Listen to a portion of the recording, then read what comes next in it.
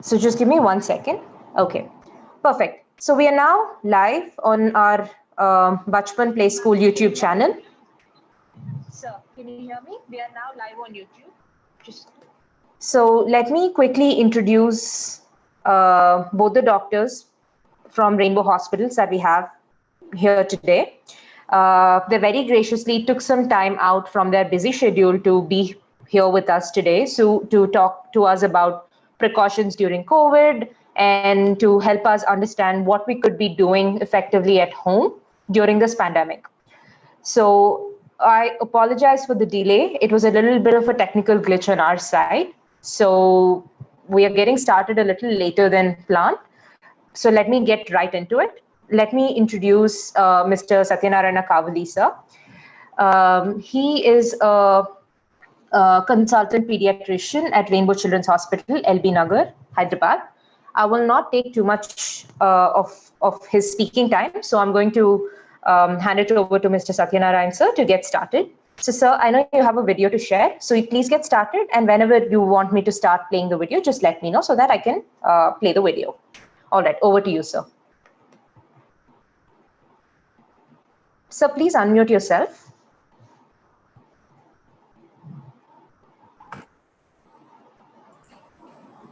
Yeah, good evening. I'm audible? Yes, sir. Good evening, everybody. So before I start introduction regarding this COVID-19 and corona infections season, how to take care of the children in the schools, at home, I would like to invite questions from all of you. It should be more interactive. That's why I didn't prepare any PPT. So please come out with the questions.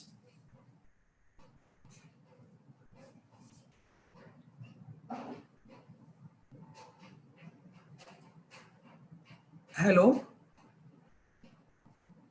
Hello, sir. So, yeah.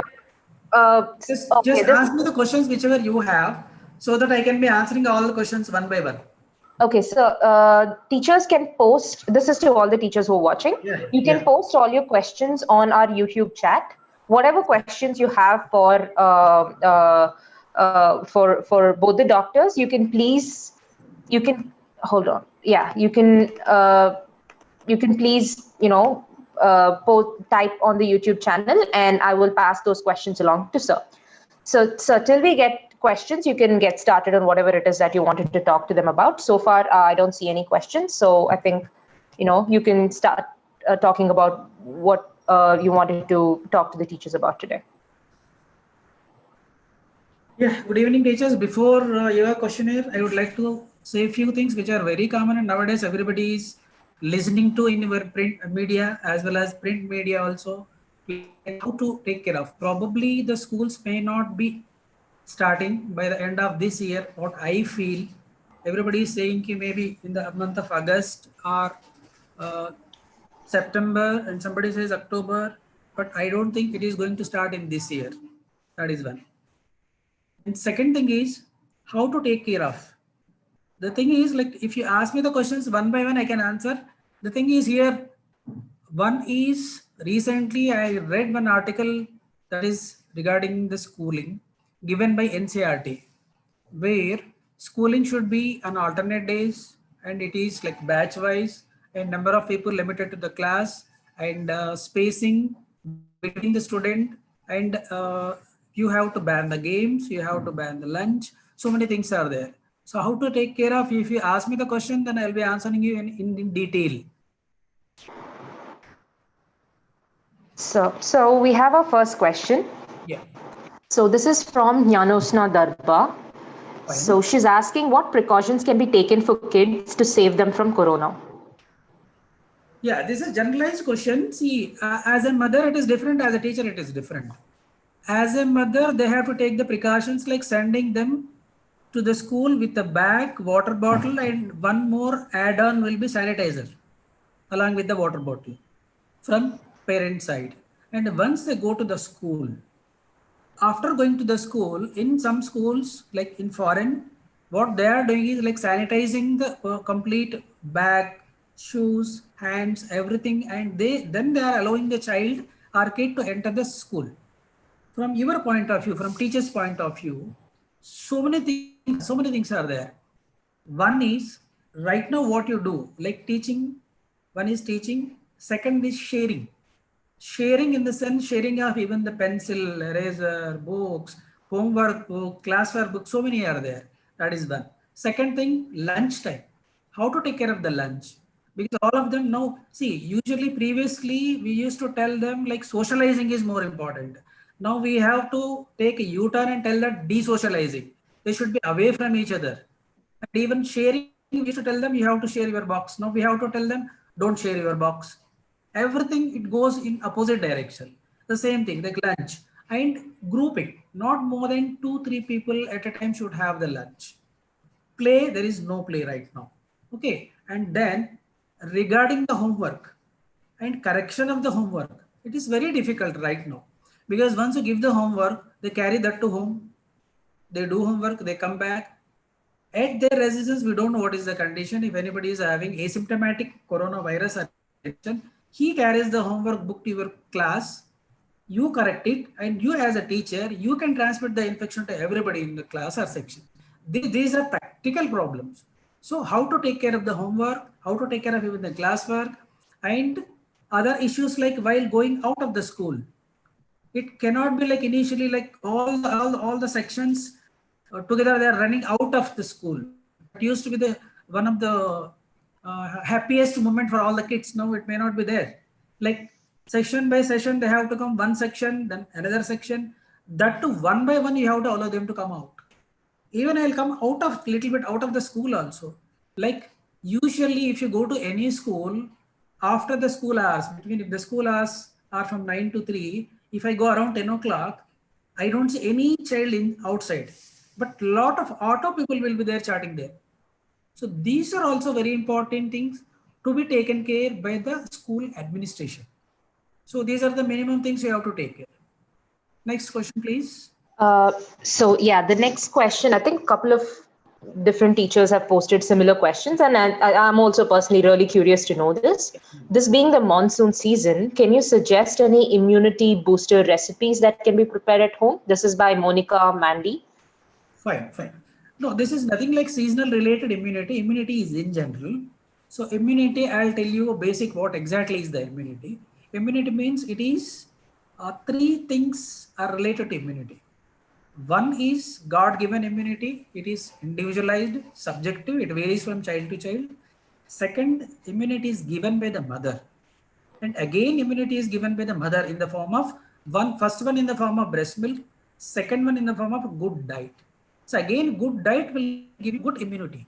But what diet is good is, I'll tell you, it is very simple. In one line, I can tell you, all homemade, freshly prepared preparations, food items are good for immunity, which should include your fruits and vegetables along with some water.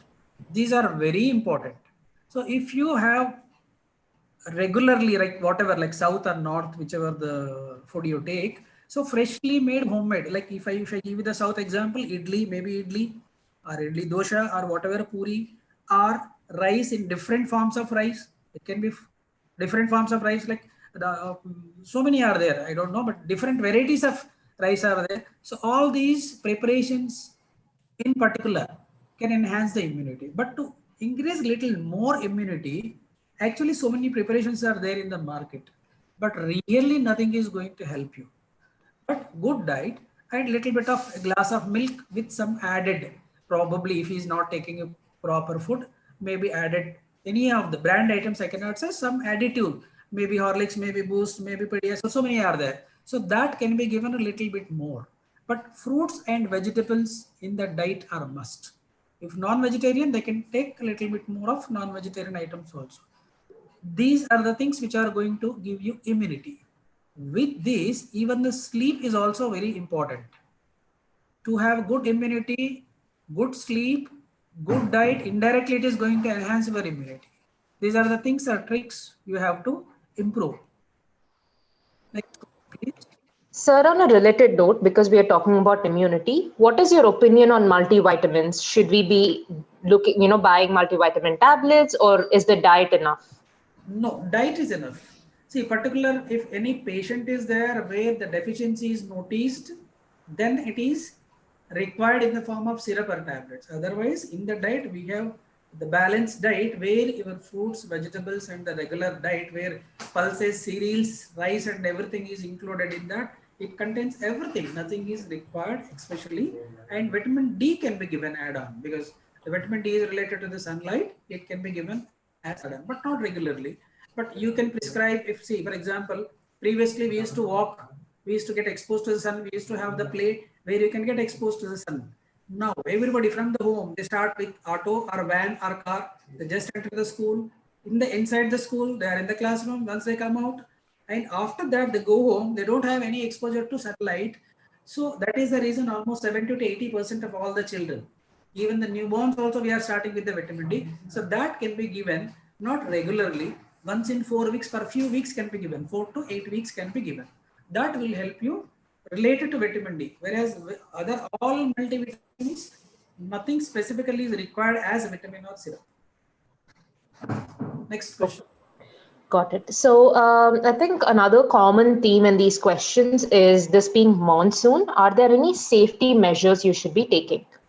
Yeah.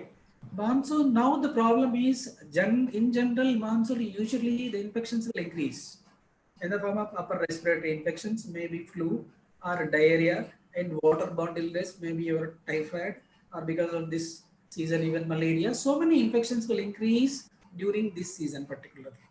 Now the problem is we have already infection going on, which is a pandemic, coronavirus or COVID virus. The way your features are clinical symptomatology is like cold cough.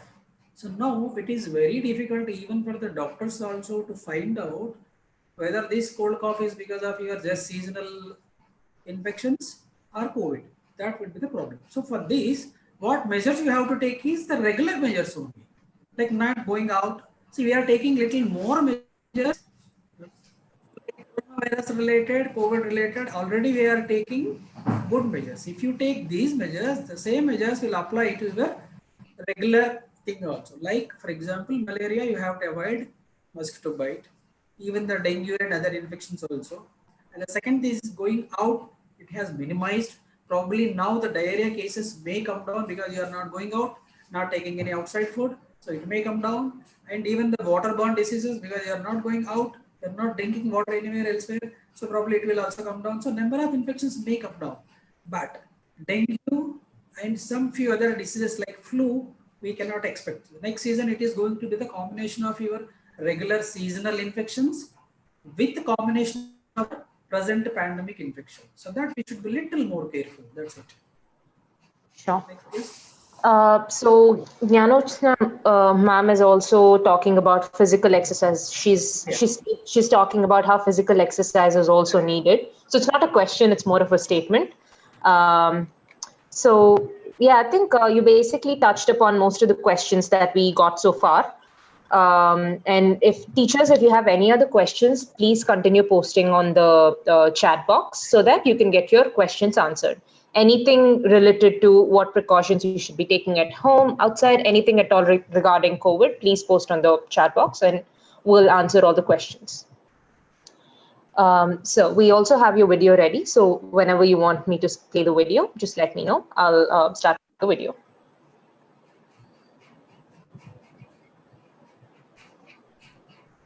We have one more question from Ashok Nanduti. So Ashok Nanduti wants to know what precautions he should take before going out. This is for kids, I mean? Only related to kids, I'll tell you. Like it doesn't differ much from the adults. And as usual, like when we are going out, one is the social distancing, second is the mask, which is must. And usually certain practical things are there in this. I would like to stress on that. One is the mask. So they have one mask and every day they'll be wearing the same mask. That is one. So you have to change the mask every day. Second thing, if you have any cloth mask, that is better. You can wash it off, then you can reuse it. That is better. And the other thing is, whenever you meet any of your friends, you just take out the mask and you are talking to them. That means you are transmitting the infection. So these are the practical things. You should not do that. And other thing is, like whenever certain circles are there in the bank or hospital, wherever, in that circle you are there. Once you are out of the circle, you go to any pharmacy or any other area or any in the mall also. So people are again coming closer. That is not correct. These are all the very practical things. So one should take care of themselves as well as the other person also. If you take care of yourself, you are protecting even others also. So like mask, and second thing is social distance are very, very important. Third thing is like whenever you go there, if you touch any of the items anywhere in your environment, wherever you go, whether it is mall, shop, or your grocery shop, wherever, grocery store, wherever. So if you wear gloves, it is fine. If you don't have gloves, sanitize your hand after touching all the items. Once you go or once you come back to your residence, you have to wash your hands. It is better to take a bath. That is my advice, because once you go out, you'll be touching so many things. So here I would like to stress that when you go out, kindly one person from one family is better to go out. It is not that every one I would like to go, next time you go, and next time my daughter and my son will go. It is not advisable. Second thing is whenever you go out, better not to take your children. If you take the children, they have the tendency to touch each and everything. So that is very, very difficult to stop them. So better not to take them out. But if you are there in any apartment or any other thing, because they are not going out, locked down completely inside, so some interaction will be there, that can be allowed. But otherwise, when you go out, these general measures which are there in your print media, electronic media, these you have to strictly follow them. Great. So this is, I think this is one of my favorite questions. So now that we are all taking online classes, all the students and teachers are expected to stay indoors for really long hours. And Shalaja ma'am wants to know what type of physical exercises can help both of them. And Anita ma'am also wants to know, because there is no playtime, related question, there is no playtime, how do we supplement all that energy? So this is a very good question and very practical and very difficult to maintain also, because the school for anybody, for me and for you, for anybody also, school days were totally different. Like you play and you have a little bit of so many things you do, like throwing your friend and play. So many things we do. Even we can remember even now also. Like those were the days. Now this COVID, it has gone on the days now. So the thing is like play is not at all possible as of now, at least for 5 to 6 months till Corona goes away. Second thing is they don't have any physical exercise is one aspect. Second thing is the psychological component of these kids. It is very, very difficult.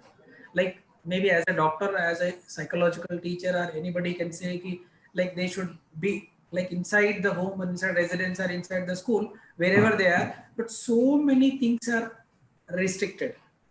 Playing with their friends, going out, going to malls, going to cinemas, everywhere it is restricted. So it is very, very difficult in psychological point of view, from children point of view. It is going to be a little difficult task in future. What we are going to do as a doctors also, we have to, I mean, think. And the second thing is, as I said about the play, I have one video, small video, where even indoors also you can have a different games. These are innovative games where you can ask them to play. This is singly, not two people. Singly can see. We had seen in the paper like even two people and three people playing even carom board also. You can have the contact and you can get the corona. Such is the situation. Such a bad is the situation. So it is only single. Only one can play in a different this thing. That to physical exercise is required, not like your gadgets and any other exercises. So now you can see that video. After that, if any questions are there, I'll take. So that video you can see. We can just play that video now. Sure, sir. Just give me 1 minute. Let me.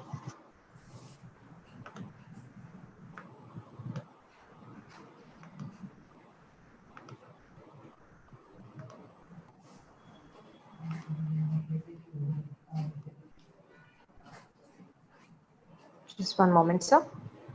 Yeah.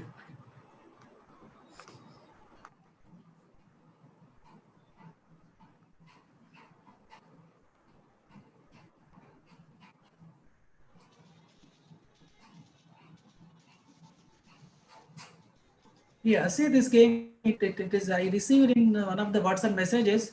It looked very, yeah, yeah. For younger children, it would be much better.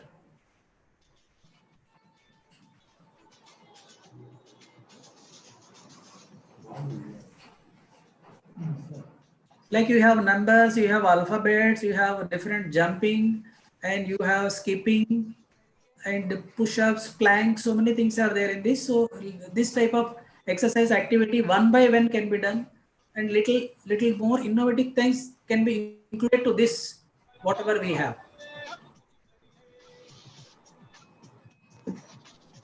So you're able to see the video, right? I just Yeah, want to we make are sure. able to see Yeah. that. Yeah. Okay.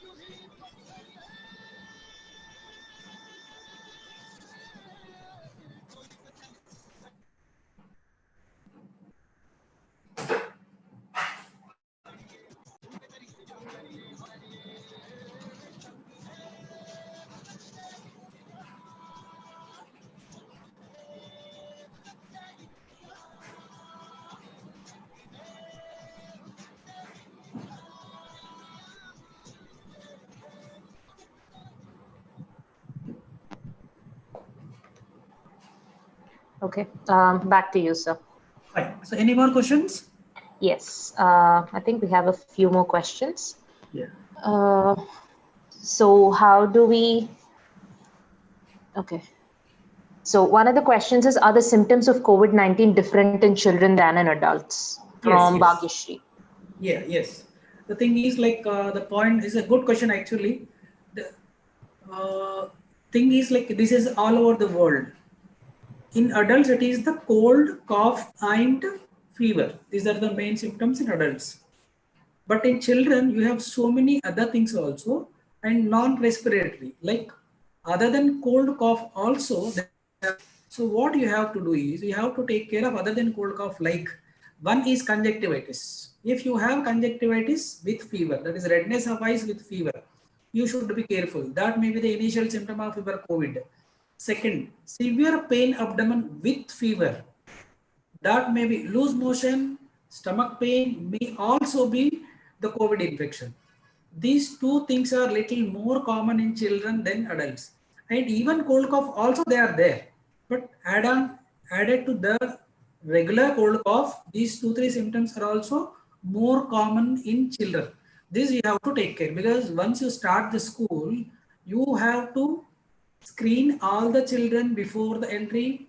That is temperature wise, if any child temperature, any child with a cold cough, any child with a conjunctivitis, any child with loose motion stomach pain, you have to send them back. This is what you have to take care. These are the symptoms preliminary. Okay. One other question, actually two questions, they're related. The question, this is about a sanitizer. So when you're outside, you can't wash your hands, so we have to use a sanitizer. The Right. first question is, will sanitizer work when there is dust on our hands? Second question is, because if we use sanitizer regularly, will it have any impact on our skin or blood cells or anything like that? Are there any side effects is the question. Yeah, correct. This is also a good question. Like basically the first thing is, if you are at home, washing is enough. Once you go out, this is about the sanitizer. The basic thing in sanitizer is it should be of around 70% alcohol. It should be, because so many sanitizers are available in the market. You should be very careful about before buying. Is that a good company contains 70% alcohol or just like that? That you have to see before, because it works or not, it depends on the percentage of alcohol. Second thing, if you have a lot of dust, it may not work completely. It works partially. So you have to pour little more of sanitizer. So these are the things you have to take care of. And the same question continuation of that, if you are allergic to any of the things, like your hands may dry up or your hands may have allergic reaction, if you have any dermatological or skin allergic reactions, then it is a little difficult. You have to choose the other alternative methods, like any gloves or any other method you have to choose. Yes, it is possible, but percentage of people having these problems are much less. Okay. So one more question is about masks. So Yeah. do we have to wear a surgical mask, or will a homemade cloth mask suffice for COVID-19? Fine. So this is a lot of discussion, debate went on even among the doctors also. Like you have different type of mask, surgical masks. This is what I am wearing is the N95 mask, and other mask, cloth mask. So many are there. But thing is, it should be of little thick, and if it is layered, then it would be little more helpful. It doesn't mean whether it is the cloth mask or any other mask. But don't go for these N95 mask and surgical mask, because these are for healthcare professionals. By using that, don't make it a scare, or I mean deficiency of these things in the healthcare are required personal. So regular mask with 3 layered. If you see mask, you have 3 layers. So the same thing with your cloth also, you can fold it 2 to 3 folds. So that will help you in preventing the transmission of the infection. So for general population, any cloth mask is much or more sufficient, much more sufficient than any of these masks.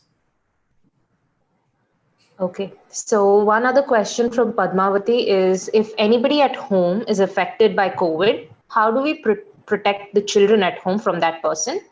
Do we isolate the person? But when you have children, it's a little more difficult. So any other extra precautions that you have to take if you have someone affected, that is affected by COVID at home?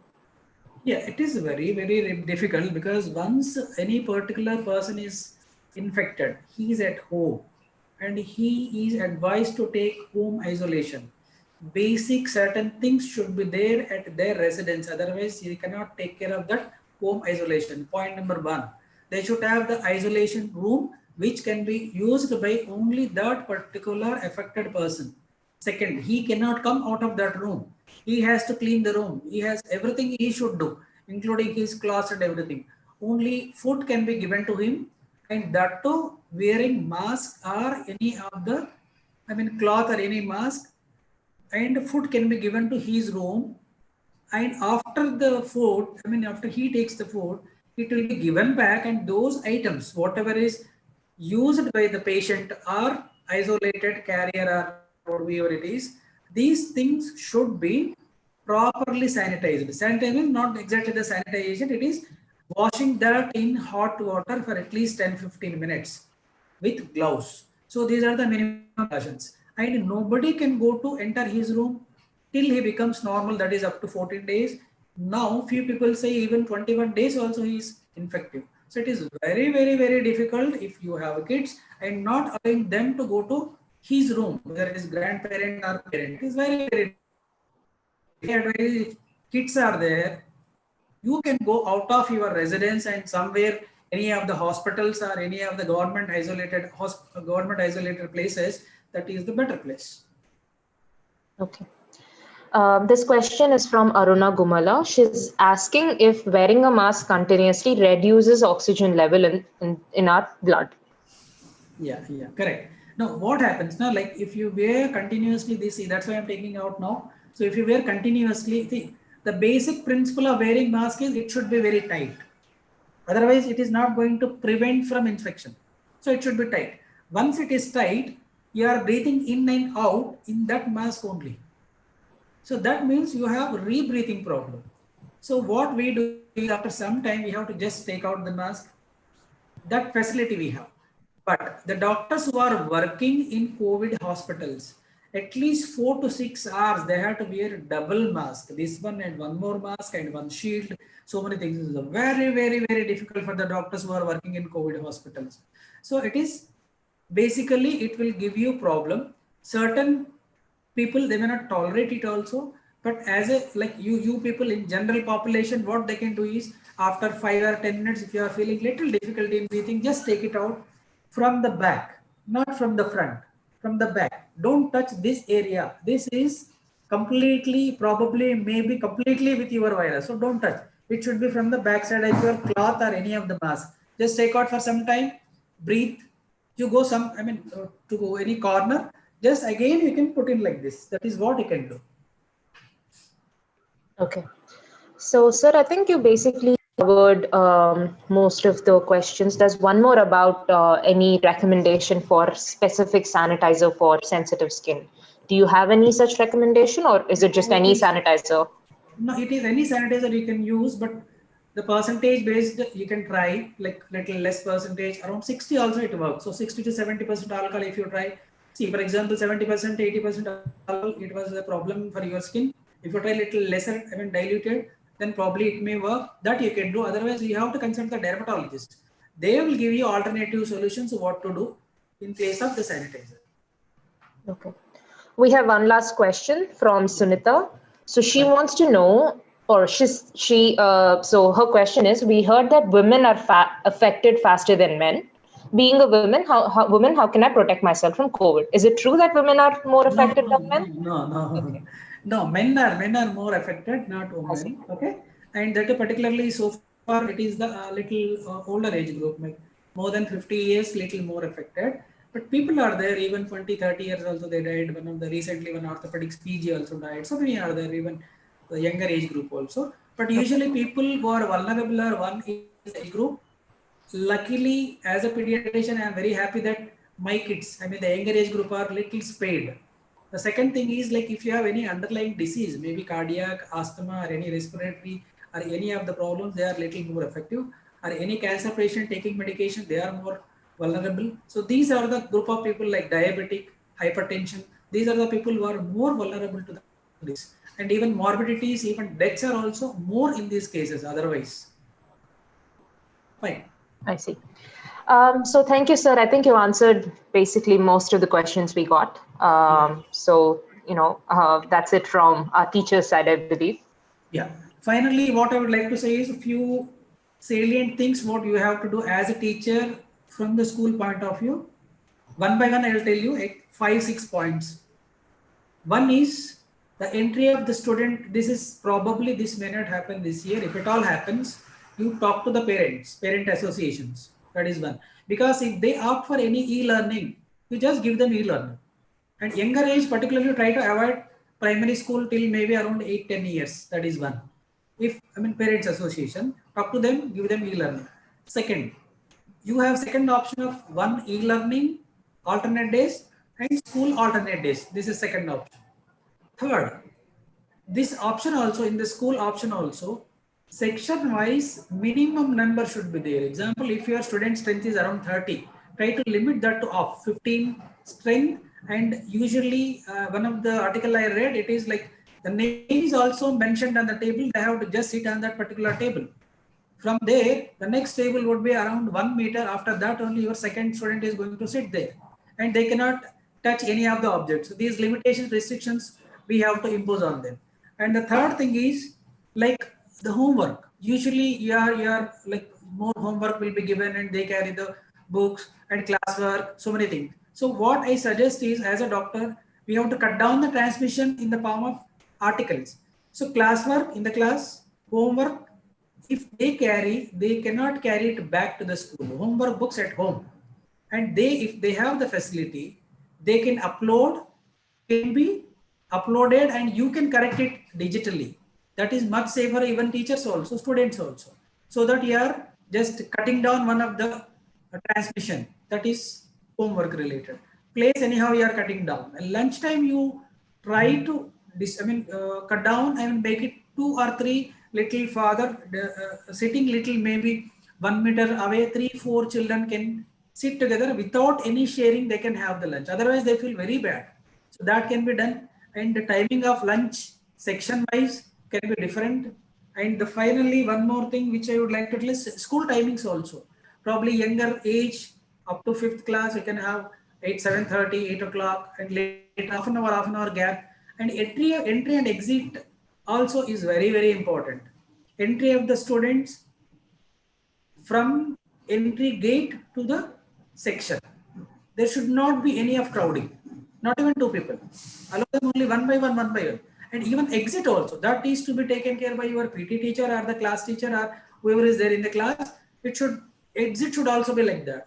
And finally, your transport bus. Bus also should be like that, where only minimum number spacing in the bus, in the transport bus, and dropping them properly. So these are, I think, the measures which you can take. Probably if you open the school by doing all this, we can cut down all these things. And before entry, you have to again do like all malls and what they are doing, thermal screening, what they are doing. You have to ask a questionnaire, and any of the problems are there, send them back. These are the things which you can do.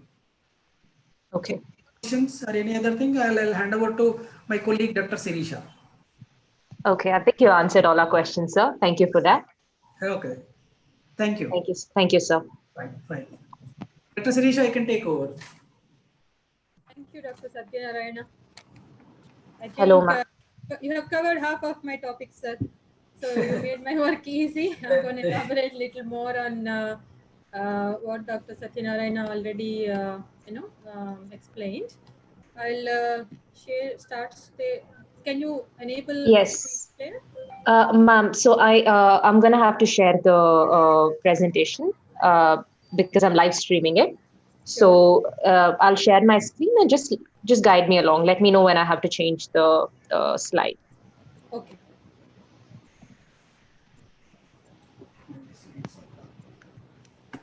So I was actually preparing a talk to the parents. Then I was told that I'm expected to talk to a group of teachers, and I was a little bit apprehensive about that.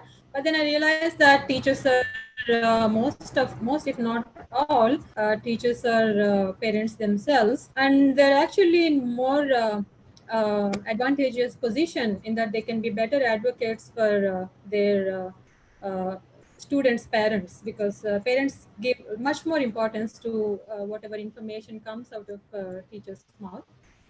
So that's actually much better for me to talk to teachers and put across my ideas and share with them the things that I'm going to share with you today.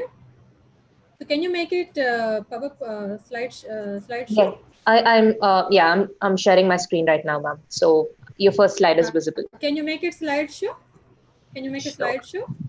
Let me Below, try. near the percentage Yes. on the right lower corner, just beside the percentage. Slideshow. Yeah.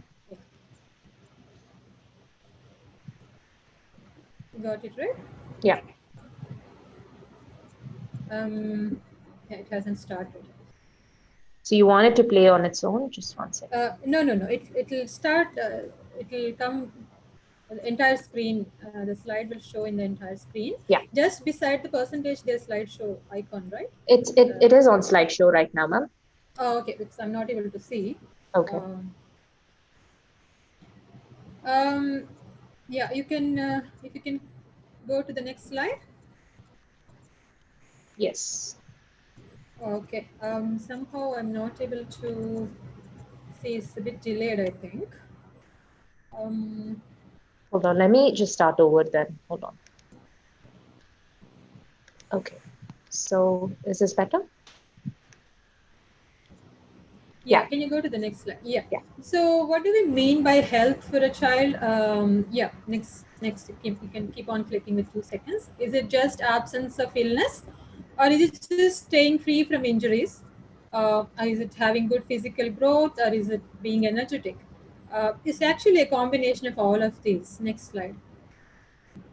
So health is a combination. In addition to physical health, it has a multidimensional entity. It has other components like mental health and social and emotional well-being as well. Next. So for children, can you click 2-3 times? So for children, WHO and UNICEF recently came with nurturing care initiative, wherein to have a well-developed, well-grounded adult, to help our children grow into a mature adult, in addition to providing adequate nutrition and keeping them healthy, we need to offer opportunities for early learning, and we need to give them security and safety. And in addition, we need to be responsibly giving our care as parents. Like responsive parenting is what it is called. Today we're going to cover a little bit about nutrition and how to keep them healthy at home, especially in current scenario of getting homebound. And I'm going to a little bit touch upon the what exactly it means by responsive caregiving.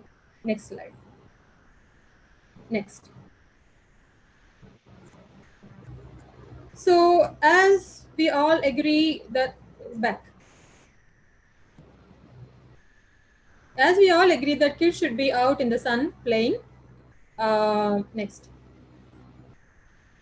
So lockdown is in general a bad news for children. They'll be homebound, and as you might have seen in the last 2 months, because they're homebound, they'll get bored and they want to eat all the time. They'll go and search the kitchen all the time, and they don't want to do any physical activity. Even if they want to do physical activity, there is no scope. And till last month, I think most of the mothers didn't have any home help as well. So the work stress on the parents is also extraordinarily high. Next. So being a pediatric endocrinologist, I give a lot of importance to the child's physical hormonal well-being in terms of their physical growth, weight and height, in addition to mental and emotional growth. We have seen in the last 10 years tremendous exponential increases in childhood obesity, especially in developing countries like India. Foreign countries like in Western world, the obesity has already been established and it is pretty stable now. In India, it is just peaking like anything.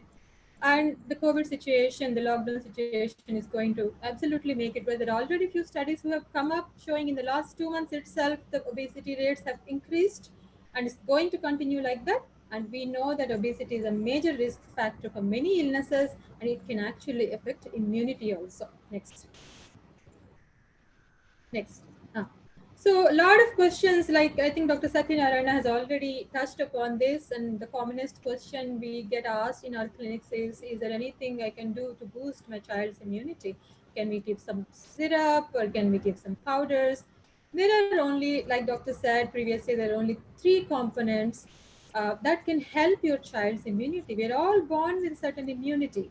We learn as we go. Our immunity learns as we go, and we can give the immunity a little bit of boost by having natural things like including a healthy diet. Next. And next, and having good physical activity and having a good sleep. These are the three most crucial aspects with which you can maintain your child's immunity. Beyond that, there's absolutely nothing that can actually change your child's immunity. And we do not encourage anything that is marketed as immunity boosters for children.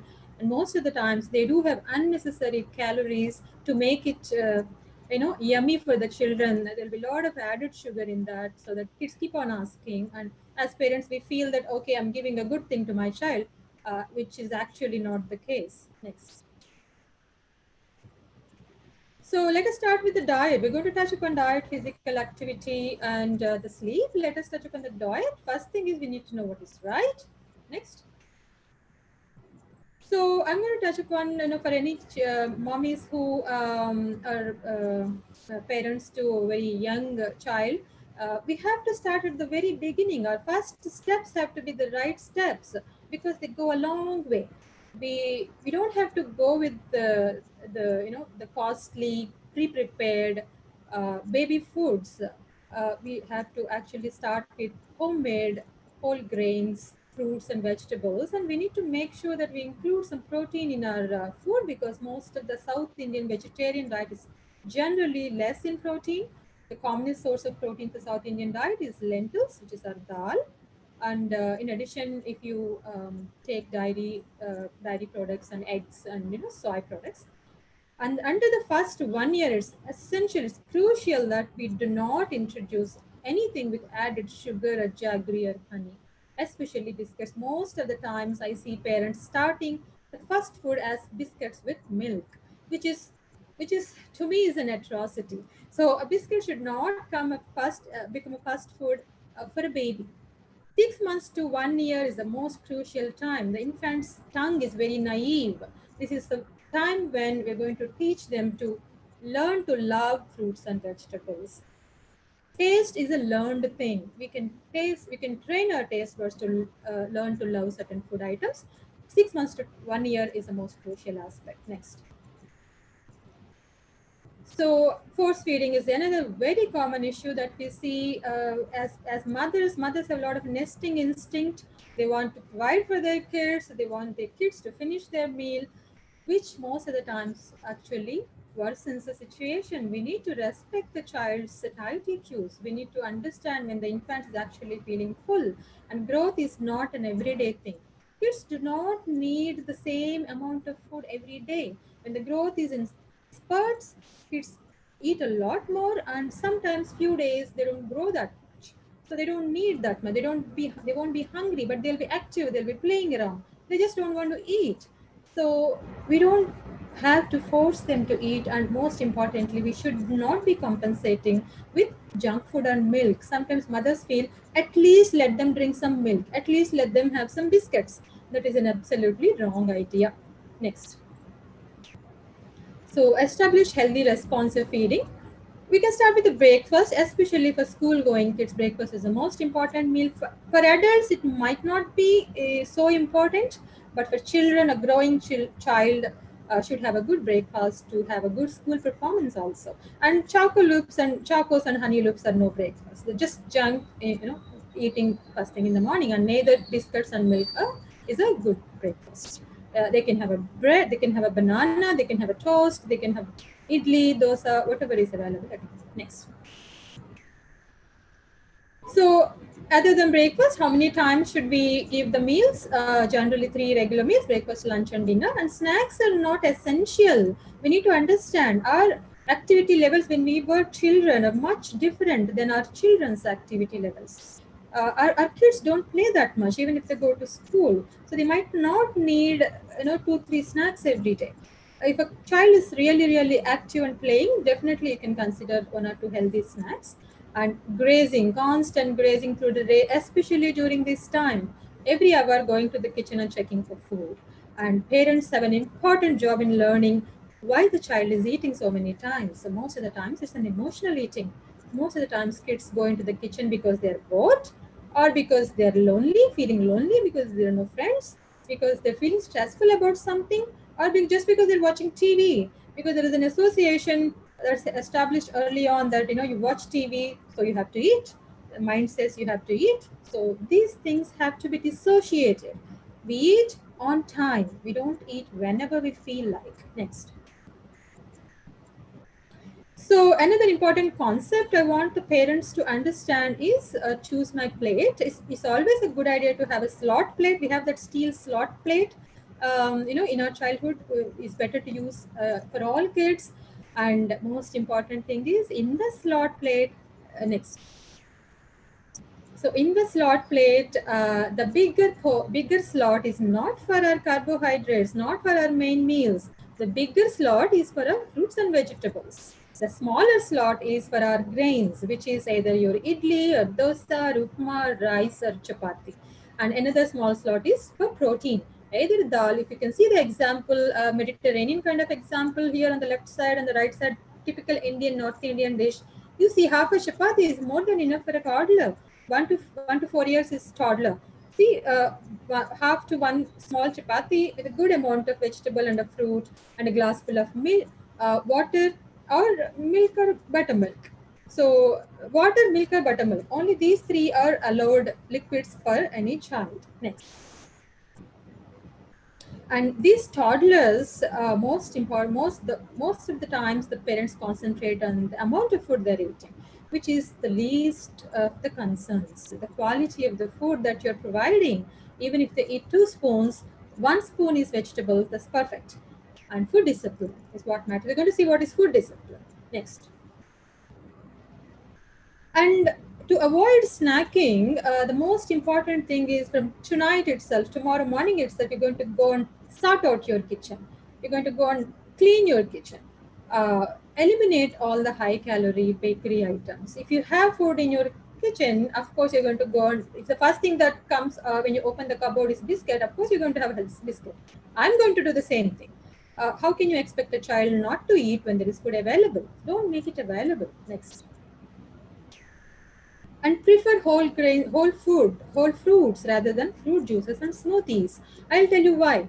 You make an orange juice, you're going to use 2-3 oranges, and you're going to, fruit has good and bad parts. The good part is the fiber and vitamins and minerals. The bad part is fruit sugar. Fruit itself has sugar, fruit sugar, but it is better than sweets because it has good parts. In making a juice out of fruit, what we're doing, we're taking the bad part of the fruit and concentrating it, taking 3 portions of bad part from the 3 fruits and discarding all the fiber. So you're not achieving anything. Let them have a half an orange, much better than a glass full of orange juice. Next. Next. So these are the items that you can encourage: dairy items, fruits, vegetables, eggs, and sometimes puffed rice and popcorn. Those things can also, popcorn with no butter. Those things can also, and sweet corn salad, sprout salad. Next. Just a comparison. Next. Next. Yeah. So just a comparison. This is very clearly. See, a kid can in 5 minutes finish off a packet of kurkure or a small packet of good days. Look at the calories, 200 and 260. And look at the calories for an apple or an orange, 78 or 48. If you want to burn 200 and 260 calories, look at the amount of physical activity you are supposed to do. 1 hour of cycling, 20 minutes of running, 30 minutes of basketball. And you are adding it up every single day. You're having one kurkure in the morning, one lace in the evening. We don't have time in our life. We just have 24 hours. We don't have time to spend what we normally eat. On the top of it, you're just, these are unseen calories. And here, actually, I want to stress there's a big difference teachers can make. Schools have to actually make it a policy that only fruits are allowed as snacks, or only fruits and nuts for older children. For younger children, only fruits. Because younger children, they can have a risk of choking on nuts. So any child more than 5 years, they can have nuts and fruits. And that should be coming from the teachers. Then the parents respect that. If you don't have a policy, of course, one kid is going to get biscuits. The other kid who got the fruit is not going to eat that fruit. He's going to go home and demand for biscuits, saying that other kids are getting biscuits. Why am I not getting biscuits? So it becomes a very big problem for parents to, manage. Parents who actually have an awareness. Next. And this is a very important thing. The number of TV hours watched actually tremendously increases the number of requests from children for specific food items.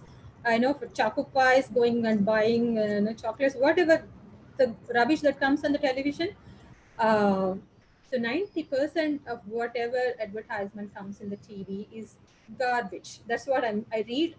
It's written as high fat, sugar, salt. That to me that looks like garbage. So it should go into the garbage bin, not into a growing child's stomach. Next. So how do we make our children eat vegetables? When they're really hungry, that's the time to offer vegetables. Do not offer, fasting in the meal as other things. The vegetables don't have to be, raw vegetables. You can cook them, saute them, make them tasty. You can make a soup out of them, let them drink.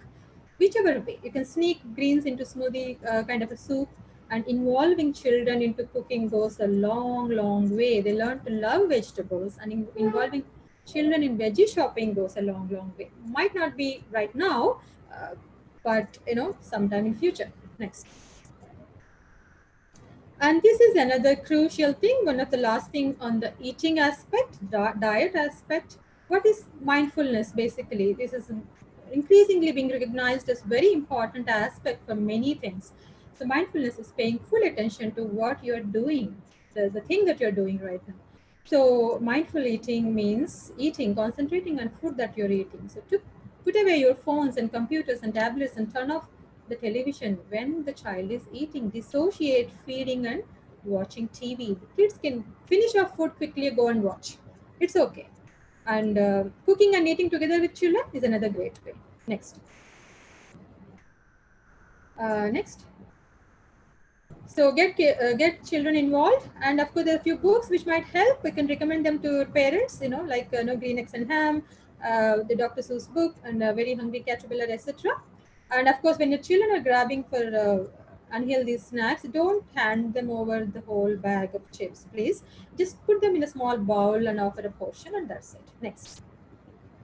So I just like this picture very much because this girl wanted gifts frozen, the movie Frozen gifts for Christmas, and all she got was frozen peas, green peas. Next. Supplements, I think Dr. Satyanarayana has already covered. All infants under 1 year need vitamin D. And I think in this COVID situation, when kids are homebound mostly, it's prudent to supplement vitamin D. Talk to your pediatrician again, up to 600 units per day. And no, absolutely no other supplement is needed, and none of them are shown to benefit your immunity. Uh, However, saying that some kids might be very picky and very choosy, they might choose only white colored food items, like plain rice and just milk. And, however much you try, they're not changing. So of course, then we need to supplement multivitamins. And of course, get your vaccination and schedule. There is no time to postpone anything. We are in for a long haul. This is not going to end anytime. So we have to be prepared on a long term. Next. Next. Okay. So next. So how do we keep our kids active? I think Dr. Satyanarayan has already told. Next, play is very essential for physical and cognitive and emotional development. Next. WHO recommends around at least half minutes for us, for adults, and at least 1 hour for children. For adults, I would recommend actually, which I personally tried and very useful, you can do at your home in your dirty pajamas. You don't need anything, just need a small chair. There is something called, I'm not a promoter for this app, but this is very useful. 7-minute workout this is called. And you can do 2-3 repetitions depending on your capability and flexibility. And you can, replace certain activities if you can't do them. It just 7 minutes of an exercise, 2 repetitions keeps you in shape. Doesn't need more than 20 minutes of your time. How to do for kids then? Next. It's very important to have a structured routine when the kid, especially when the kids are staying at home. They're going to, I am a mother to a 10-year-old child. So if you have structure, then it becomes easy. Kids have to anticipate what's going to come next. You can't say one day if they're just waking up at 6 o'clock, one day they're waking up at 10 o'clock, one day they're sleeping at 9, one day they're sleeping at 12. You're going to throw off the entire sleep wake cycle, and kids don't know what's going to happen next. So make a schedule. If you want, write it, paste it on your refrigerator, write it on a blackboard or whiteboard, and let the kids anticipate what's going to come next. And get all harder tasks done in the morning time, like, homework, schoolwork. Don't ask them to do the homework when they're sleepy or hungry. Then you're going to have big breakdowns and, a lot of fuss. Next. So these are the ways, as per WHO, Dr. Satyanarayana already covered. Exercise classes can be taken online. My kid's tennis trainer actually takes 1 hour physical fitness course with a group of 5 kids every day. And my kid and myself, we play badminton in our dining room. We just move all the furniture to one side. We just play badminton for 1 hour. And then sometimes I include him in my 7-minute workout. Sometimes we try to dance together. Sometimes skipping without a rope. You don't need a rope if it's going to damage your furniture or things. If you don't have much place. Next. Yeah, so these are the kind of things. And recently you can, if you are doing a yoga or anything, you can include 5 minutes, especially for teachers. Especially I suggest strongly that if you can incorporate it in your curriculum, like when you're starting the day, 5 minutes, not more than 3 to 5 minutes session, just to make the kids calm down. Very simple poses. Think about the different capabilities of children. Be flexible. They don't have to do it perfectly. Practice first, and then see if it's reasonably can be done. Ask the kids to feel their body and take deep breaths, calm down, and then start the day. Next. So these are another free online resources to keep the kids active. Is by UNICEF. Kid Power is freely available online. You can these short videos that kids can watch and then kind of imitate and have fun. If it is only child you have, you can join the kids and have fun. Next. And if the child is into video gaming, strongly discourage regular video games and prefer Nintendo or Xbox. Is better than nothing. Next. So coming to sleep, this is very, very, very, most of the parents I talk to, none of the kids do get required sleep. So watch for these sleep deprivation things. Is your kid active in the day or cranky in the day? Are they sleeping too much in weekends? Are they difficult to wake in the morning? Next. 6 out of 10 middle school children do not get enough sleep. 7 out of 10 high schoolers do not get enough sleep. See the numbers, how big they are. And sleep is one of the most important part for growth and immunity. Next. So most of the preschoolers under 5 need at least 10 hours of sleep. Most of the school children need at least 9 hours of sleep. The typical time period we want them to fall asleep is 9 to 7, 9 to 6:30, or 9:30 to 6:30. That's the minimum that they need to sleep, at least 9:30 to 6:30. Next. How are we going to make them fall asleep? Another. So it's very clearly shown that kids with earlier bedtimes have lesser obesity rates. One of the reasons could be because if your kid is staying up till 12 o'clock, of course, they're going to get hungry and they're going to go and raid the kitchen and eat whatever is immediately available. Next. How are you going to make a child sleep? They just roam around till 12 o'clock in the night. Very important, just like having a structured home routine, daily routine, have a structured nighttime routine. Follow the same, things one after the other without fail, even on holidays, even on weekends. You can do a simple bath followed by food, followed by reading and sleep. You can come up with your own nighttime routine. You can be a little bit flexible with older children, but not more than maybe half an hour to 1 hour. Next. So coming to the final aspect, we've dealt with your diet and physical activity and sleep, and in 5 minutes, I'll deal with how to address mental and emotional health. As Indians, we are not at all encouraged, at least in our childhood, we are not at all, this is not at all spoken of. As custom, we don't give any importance at all to mental and emotional health. But the situation is a lot different. Our kids, we see that they don't have that much resilience anymore. They're brought up to taste only successes. They're not brought up to deal with failures and get resilient with each failure they face. Next. This is a very, very, very, nice quote. Every day in 100 small ways, our children ask, do you see me? Do you hear me? Do I matter? And their behavior reflects what our response as parents and teachers is. Next. So start listening. Kids, of course, always we say, why don't you listen to me? Is the commonest dialogue in the house. You're not listening to me. That is coming from the parents. Kids are saying it, the same dialogue. You're not listening to me, but not in the same pattern. They're saying it by throwing a tantrum. They're saying it by just behaving badly. When they behave badly, they just want you to understand that they want to be listened to. Start talking feelings. It's very, very important. We can't just leave them be. We can't just leave them alone. Keep it simple. Acknowledge emotions. We have to say, put it in words that it's okay to get angry. I know you are angry. It's okay to get angry. I know you're frustrated. It's okay to get frustrated. I would do the same. I would feel the same way if I'm in your situation. Practice empathy. I know you're sad. I'm sad that you're sad. And teach breathing exercises starting from 2 years old. It's very important. If you don't know how, learn together. You breathe with them. If you get angry because he's throwing a tantrum, then you both sit down, hug each other, and start breathing together. Deep breaths, counting up, counting down with older children. And ask them to write their feelings in a journal and go for a mindful walk with your child. Listen and let the child lead. Next. So being mindful is just mindful of aware of what your child is doing and what are your surroundings rather than keeping your mind full of thoughts and worries and stress. For that 5, 10, 15 minutes you're spending with your child, empty your mind. Just concentrate on what's now. Next. So set aside, if you have 2 children, 3 children, 10 minutes for each child. Tell them it's a special time for them. Tell them, put it in words. Words mean a lot.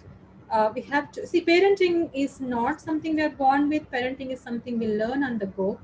Let your child choose the activity, give undivided attention, switch off the phone if possible, at least keep on mute. Kids don't share feelings so easily. They just say, I'm fine. So just listen, don't ask. Give them time. When they trust you, they automatically share. Next.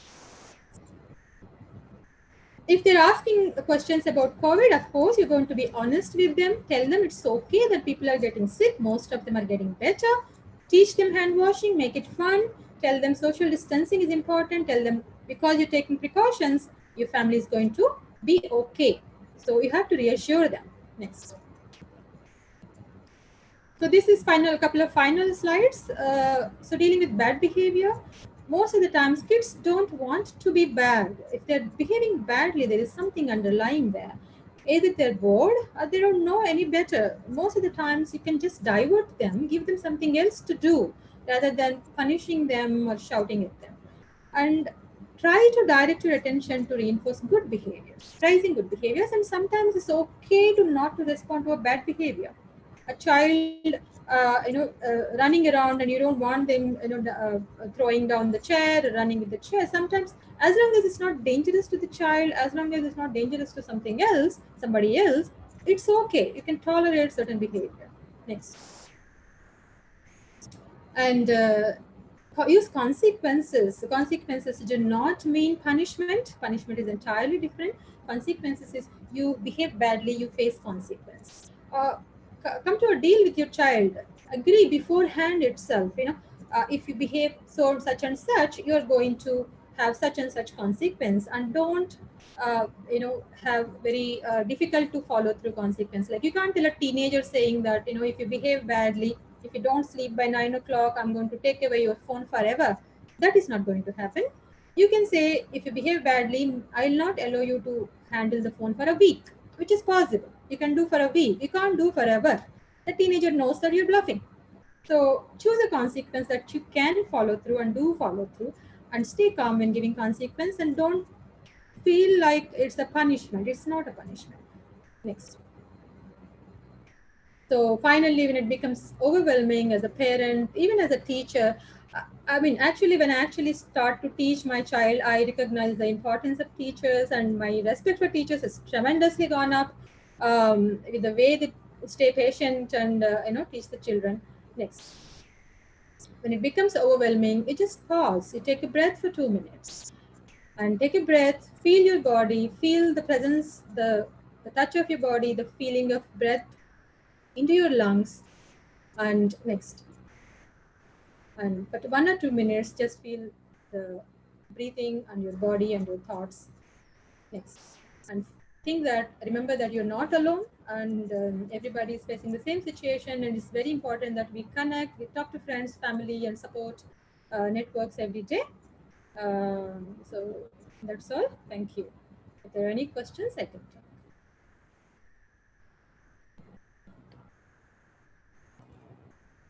Thank you so much, ma'am. That was extremely informative and extremely relevant, not just for the times we're in right now, but it's just informative and relevant for our life in general. So I hope our teachers took away something interesting from the session. I hope they can use it at home, and I hope they can use it at school. And we will definitely take your suggestion and sort of include physical activity in our curriculum. We are well on our way to do that. So we will definitely introduce breathing activities and yoga, and if possible dance, and other physical activities, and encourage children to move about and burn their energy, and exercise a little more. So let me quickly check if there are any additional questions from our teachers, and we can take it from there. Sure.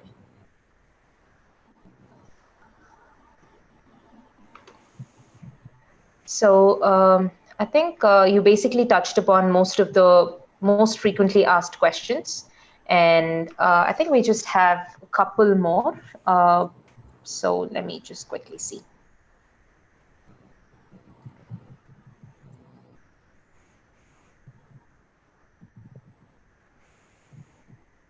So do you think, as an endocrinologist, do you think people with thyroid are more prone to COVID, or?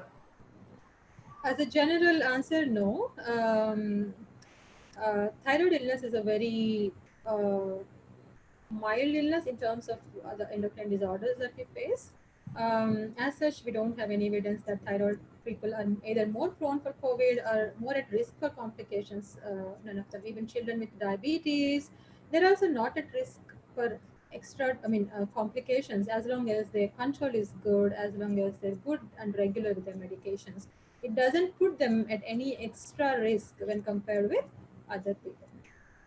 Okay, perfect. So I think we got a few really nice comments saying that the session was extremely informative and it was a lovely session. So I think we've answered most of the questions our teachers had. Thank you so much for answering all our questions and being with us here today. And thank you for sparing some time from your busy schedule. Thank you so much for having me. Thank you. Thank you, ma'am. And thank you all the teachers for joining us today. We will be back with more informative sessions for you guys. So thank you, everyone.